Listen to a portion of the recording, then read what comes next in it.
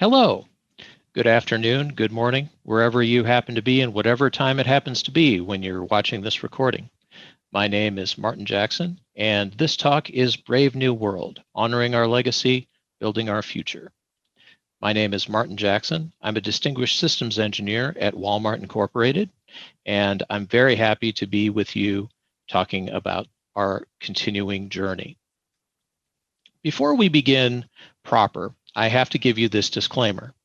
Any reference to any specific commercial product, process, or service, or the use of any trade, firm, or corporation name is for information and convenience purposes only and does not constitute an endorsement or recommendation by Walmart Incorporated. You may recognize me from the past. As it turns out, Walmart has been telling its story in these Puppet events for quite a while now. And if you would have asked me in 2015, when we first started sharing our story with the world, whether we'd wind up where we are today, I don't know what I would have told you. It would have been a little surprising, but here we are. And we're very happy and very proud to be back and telling you about what we've done and what we're doing and what we plan to do in the future. To give you an idea of what Walmart's Puppet estate looks like, we've put together a little infographic slide. Back in 2015, we were only managing 48,000 nodes. Today, we're managing over 127,000, 71,000 Linux nodes, 56,000 Windows nodes. Those nodes are installed all over the world in private data centers, in public clouds, in our stores, in our distribution centers, in our fulfillment centers worldwide. And we support many of Walmart's lines of business. And we're not just doing a little bit with Puppet either. Across that fleet, we are managing 128 million individual Puppet resources, averaging just over 1,000 resources for each and every one of those nodes. But most importantly, and possibly one of the most significant things about our deployment, is the rate of change at which we push changes. We have, in the last 90 days, pushed 670 individual commits in our production and Data repos, which averages to be just under 11 per working day. We deploy on demand, working with our change management teams and several different contributor teams throughout the Walmart technology ecosystem. It is an important cultural aspect that we believe is vital to keeping our environment fresh and operating well. We have to be able to deploy this kind of change, and we have to deploy change at this rate.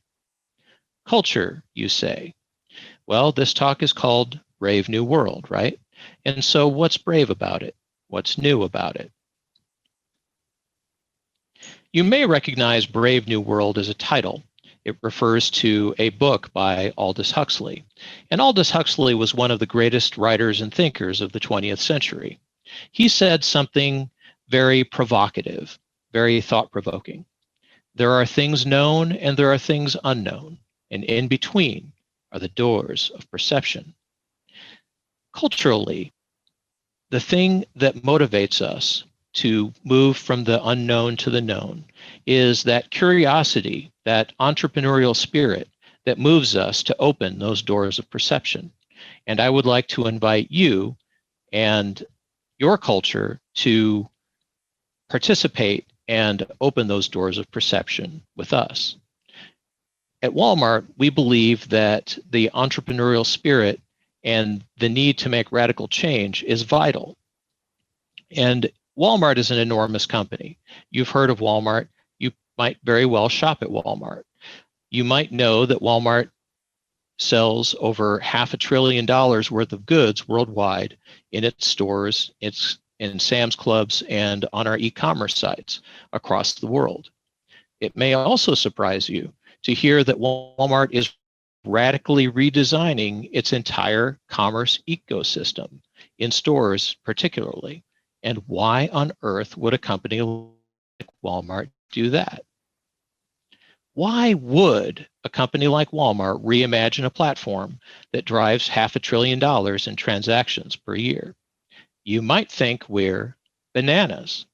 As it turns out, the largest selling individual item for Walmart stores worldwide is the humble banana. At 14 cents a piece, we sell over 1 billion pounds of them a year. But seeing the background of bananas helps understand how Walmart sees its place in the world. Walmart is proud to be the company you go to buy bananas and all of the other things that you need every day. But that is the crucial thing. What our customers need is changing. And because we have to adapt to those changing customer needs, Walmart believes that it must change along with them. And it's always been an important aspect of Walmart's culture to keep doing that change and to stay out in front of that change, which we try to do as much as possible. There are 3 key cultural aspects to embracing this kind of change and undertaking this kind of digital transformation. The first is that we acknowledge and embrace radical change. We don't shy away from doing something big and bold, even something as big and bold as changing our entire store information system infrastructure. We undertake those kinds of tasks with pride, and we expect that we will be successful in doing that. The second is a feedback loop. Walmart has always seen its business model as being primarily a feedback loop. We send goods into stores, customers buy those goods, and what comes back from those stores is data about how well those goods are selling.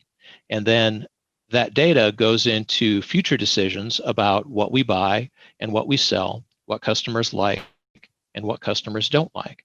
In many ways, that feedback loop looks a lot like a continuous improvement graph, which you might see as part of the DevOps movement. And we believe that that feedback loop aligns well with the DevOps methodologies and DevOps principles. And finally, we believe in good engineering practices. We believe that good engineering hasn't really changed since man started engineering, and that the fundamental truths of engineering haven't fundamentally changed since the Romans started building aqueducts in Europe all those years ago. Fundamentally, every engineering problem has a set of constraints. Constraints in terms of the materials you have to solve the problem, constraints as far as the cost that's acceptable to solve that problem, and constraints regarding the quality that that problem has to be solved with. And so we operate within those constraints. We understand those constraints, and those constraints are driven by what our customers need first and foremost. One of the more interesting constraints that is imposed on you when you work in Walmart's information system is the different size and footprints of the different kinds of stores that we operate around the world. On the left-hand side, you see a poly store. I'd like to joke that this store is pictured at almost actual size. There are a couple of extra parking spots on either side that were cropped out of the picture. But the poly store is a very small format store, a sort of neighborhood grocery store that we operate in Central America, in Nicaragua, Honduras, and Guatemala. On the right-hand side, we have a typical U.S. supercenter. The U.S. supercenter is a much larger kind of store that has a lot more different retail service offerings, including a pharmacy, a tire lube express, and many other specialty lines of business. What our goal is in Walmart Information Systems is to provide the most consistent developer experience possible. We want our developers to be able to deploy the same application regardless of the format of business that it serves. We want applications developers to be able to develop a single container and then to be able to deploy that container to a small store, a large store, a private cloud, a public cloud. We want them to not have to worry about where that application is going to be hosted, so they can focus on business logic, and we in infrastructure can focus on the right format and way to present that application to its users. So there are 4 key principles that we keep in mind when we are designing infrastructure to run these applications on. And we'll go through each of these in turn: cost efficiency, flexibility, independent scalability, and discrete capabilities. First up, we have cost efficiency. Margins aren't just for toothpaste. In retail, margin is the difference between how much we pay for an item and how much we sell the item to you, the customer, for. And all of the difference in margin between what we buy the item for and what we sell the item to you for, we have to cover our costs in selling that. That includes paying the associates to take care of the store and the property. It includes renting or buying the property. Most importantly to us as technologists, it includes any costs of the technology, the server footprint, the networks that collect the data about those sales, that record those sales, and that provide that information back to the business. Years ago, when I first started at Walmart, we had a corporate ordering application that would allow us to order monitors and mice and other things that we needed to be able to use as technologists. When we needed to order a new monitor, the corporate ordering page would tell us exactly how much in store sales was required to cover the cost of every individual monitor. And so all of us at Walmart are very focused on exactly how much the solutions that we provide to the business cost the business, because we know that all of those costs are things that the customer must eventually pay for. The second principle is flexibility. There's a lot of difference in the hosting format and in the lines of business between something like one of our poly stores and one of our supercenters. And a solution that does not look the same or operates fundamentally differently in those things between those different business units can cause problems. They cause costs in terms of support options and extra time that people have to spend managing the difference between those. Either developers have to know the difference between the two formats to deploy different applications, or infrastructure people have to know the difference to be able to make configuration decisions based on which of those things are there. And so we value greatly flexibility. Confucius said, "The green reed which bends in the wind is stronger than the mighty oak which breaks in a storm." You can build a gorgeous, brilliant solution, but if that solution is not flexible, if it doesn't flex up, if it doesn't flex down, it can cause problems, because you'll then potentially have to rewrite it, redesign it. The third principle is independent scalability. There's an old saying that says, "Don't make a mountain out of a molehill." In independent scalability, we say, let mountains be mountains, let molehills be molehills. We learned a long time ago with our legacy store system that that a large monolithic system could not be scaled independently. And so if you just had a single monolithic system, that monolithic system was what you were stuck with. You couldn't change it. And if you had to make a piece of it bigger or smaller, that was not an option.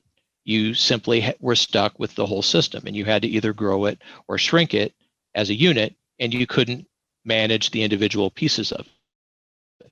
So with independent scalability, we say, let mountains be mountains and let molehills be molehills. Finally, related to independent scalability, we have the principle of discrete capabilities.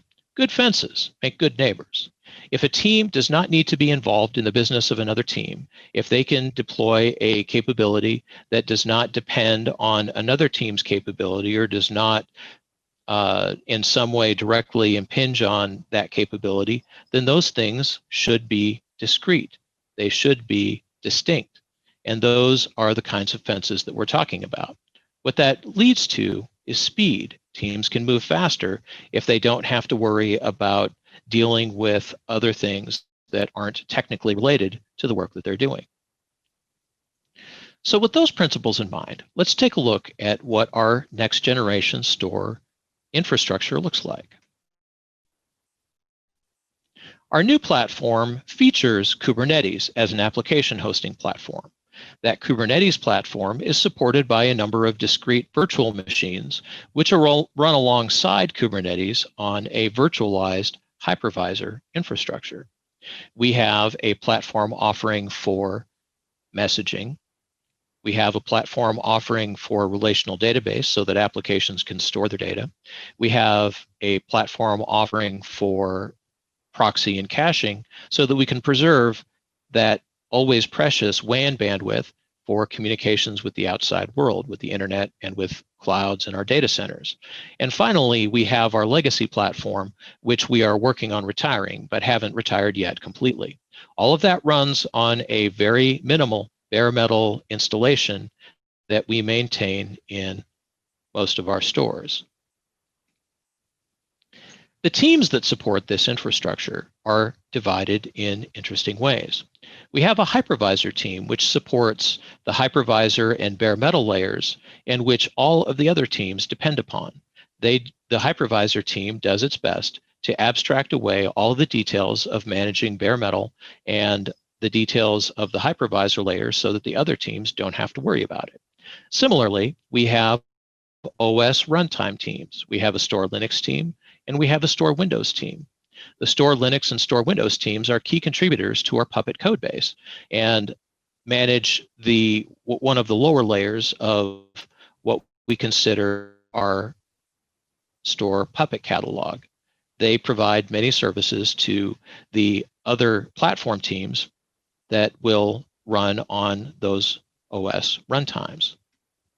Additionally, there are several other teams that support the entire ecosystem and provide services to all of the different teams that operate in this environment. The SDI portal team, for example, operates an application that interacts with the hypervisor layer and interacts with the different OS runtimes to instantiate and decommission individual virtual machines in individual stores. And at the scale that we operate at, we have to be able to do that very quickly and in a large number of stores at a time. So the SDI portal team is a vital aspect of this ecosystem too. We have the Puppet team, which is ultimately the gatekeeper of the corporate Puppet codebase. The Puppet team maintains the Puppet product and gatekeeps, approves changes, and maintains the overall Puppet environment so that other teams can use it. We also crucially have an OS repository team that is responsible for maintaining the OS native packages that the different virtual machines use to run on, to be built and to be patched as those requirements have significantly increased in the last few years. And all of the discrete capabilities within the new store platform also have individual teams that support them as well. There's a dedicated Kubernetes team. There's a dedicated messaging team, the dedicated database team, and the dedicated proxy and caching team. All of these teams, to one degree or another, will contribute to or benefit from the Puppet code base that supports the VMs on bare metal. What's neat about this is that the database team doesn't have to worry about the details of how the VMs are configured. The store Linux team has already written a substantial amount of Puppet code that presents a usable working VM, which the database team, for example, can then customize, and they only have to worry about the details of what database they want to install and how they want to monitor it, how they want to back it up, and how they want to handle replication for it. But the database team doesn't have to worry about the details of how the proxy caching solution works. If they depend on it in some way, they can use it, but if they don't depend on it, they don't have to worry about the details of how that solution works. Similarly, the proxy caching team does not have to depend on the database team in any way, but they do depend on the store Linux team for the Puppet layer that they consume, and everyone depends on the hypervisor team and the layer that they provide as well. All of this only works if the teams know each other and trust each other. We've spent an awful lot of time in the last year getting to know each other and getting to work through a lot of the issues, because this environment is extraordinarily limited relative to what you would see in a public or private cloud. We don't have as much capacity as public and private clouds do. But our goal is still to provide that consistent developer experience that would be substantially similar to what a developer would see if they were developing and deploying their application in a public cloud. So we have to make it look as much as possible like those do in order to be successful. So Let's go back to that notion of trust. This entire ecosystem that we've built benefits from what we call the circle of trust. The store environment is part of a much larger Walmart ecosystem. 127,000 nodes. Yes, a lot of those are in stores, but a lot of those nodes are in other places as well. And the store teams get to benefit from the work that the data center teams are doing, that they get to benefit from the work that the cloud teams are doing, and so on. Everyone can share the common Puppet repository, and we see a lot of crossover and a lot of code sharing. We have people using examples from other pieces of solutions, and we have people who are directly using code across the entire ecosystem. That leverage saves us time, it saves us money, and speed and cost are some of the most important aspects of our operation. So other teams get to benefit from all the work that these store teams are doing too. They get to contribute and they get to benefit, which benefits everyone.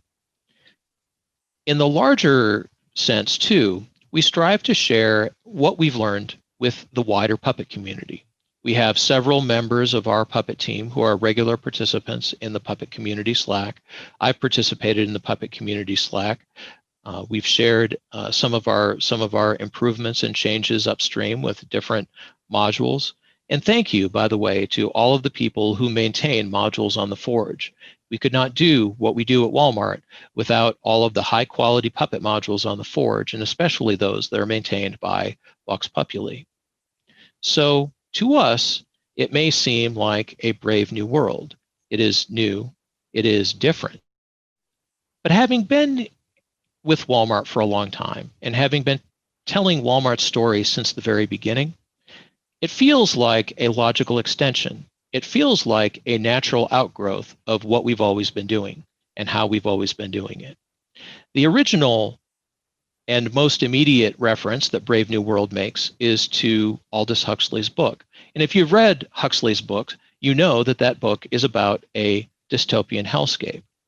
We don't see technology as a dystopian hellscape.